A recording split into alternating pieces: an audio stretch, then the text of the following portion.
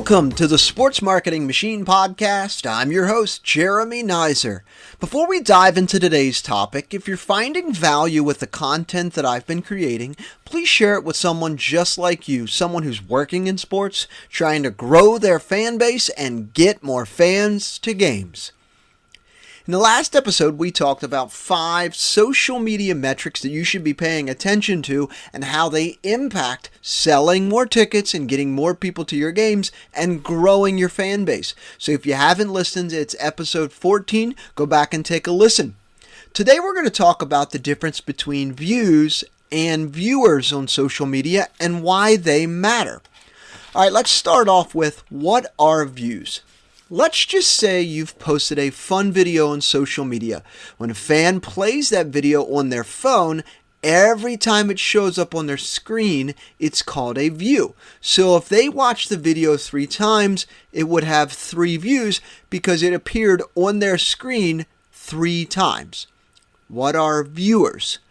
Viewers are the fans who actually watch your video. Each person or fan who watches the video is counted as one viewer. So if 30 of your fans watch the video you just posted on social media, there are 30 viewers because 30 people saw and watched your video. So views are how many times it is played on social media and shows up on screens, and viewers are how many people actually watched the video. So which one's better, views or viewers? Well, it depends.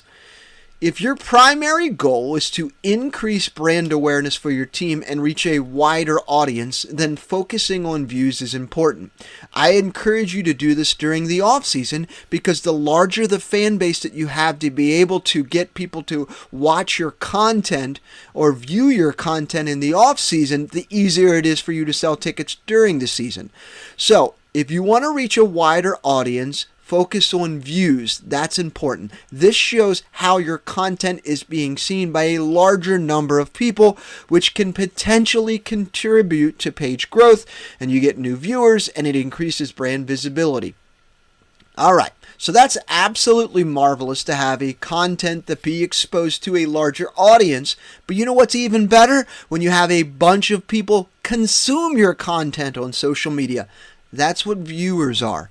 Viewers are the most important statistic. Having a large engaged viewership who are actively consuming and interacting with your content is vital for the long-term growth and having avid ticket buyers.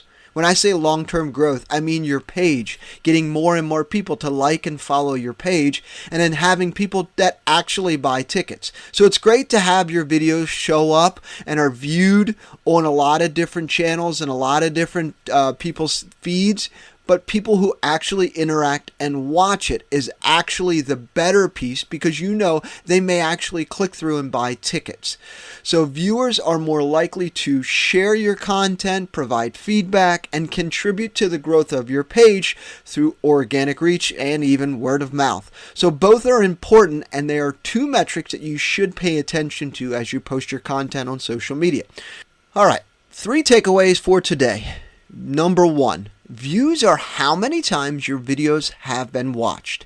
They could have been watched 20 times per one viewer or 3 times by one viewer, but that just tells you how many times your videos have been watched.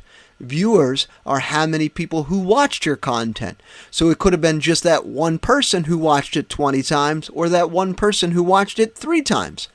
Takeaway number 3.